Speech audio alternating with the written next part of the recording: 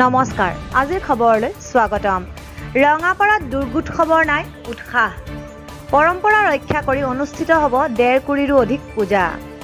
বছৰজোৰা অপেক্ষাৰ অন্ত পেলাই আৰু প্ৰতিকূল পৰিৱেশৰ মাজতে শাৰদীয় দুৰ্গা পূজাৰ প্ৰস্তুতি কিন্তু এইবেলি নাই পূৰ্বৰ দৰে দুৰ্গোৎসৱৰ উৎসাহ একে পৰিস্থিতি শোণিতপুৰৰ ৰঙাপাৰাত অৰ্ধসংখ্যক পূজা সমিতিয়ে কৰোনা সৃষ্ট সাম্প্ৰতিক পৰিস্থিতিৰ বাবে এইবাৰ জাকজমকতা সম্পূৰ্ণৰূপে পৰিহাৰ কৰি মহিষাসুৰ মৰ্দিনীৰ পূজাভাগ অনুষ্ঠিত কৰাৰ বাবে যুঁজা চলাইছে ইয়াৰে একাংশ পূজা সমিতিয়ে ঘটত পূজা কৰাৰ লগত আন একাংশই পৰম্পৰা অক্ষুণ্ণ ৰাখি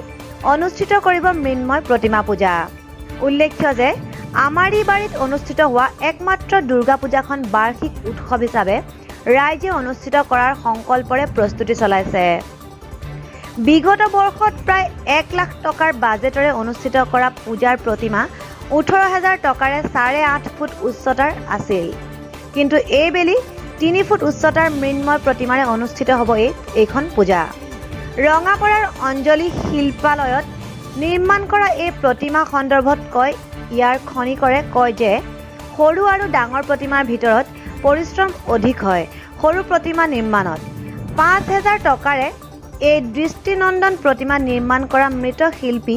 উৎপল দেৱনাথে কয় যে আমাৰিবাৰী পূজা সমিতিয়ে জাকজমকতা পৰিহাৰ কৰি যথা নিয়মৰে পূজাভাগ কৰিব একেদৰে ৰঙাপাৰা হিন্দু গাঁৱৰ দুৰ্গা প্ৰতিমা 3 ফুট উচ্চতাৰ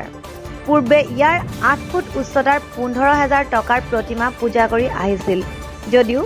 এইবাৰ অনুষ্টুপীয়াভাৱে সম্পন্ন হ'ব এই পূজা ৰঙাপাৰাৰ সনাতন ধৰ্ম মণ্ডলী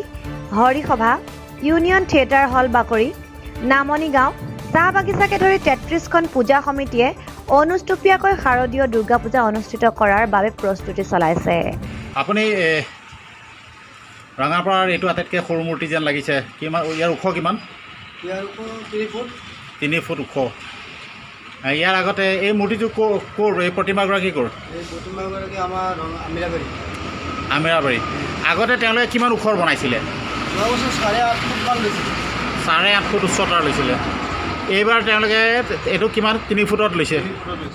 অধিক তথ্যৰ বাবে চাই থাকক আজিৰ খবৰ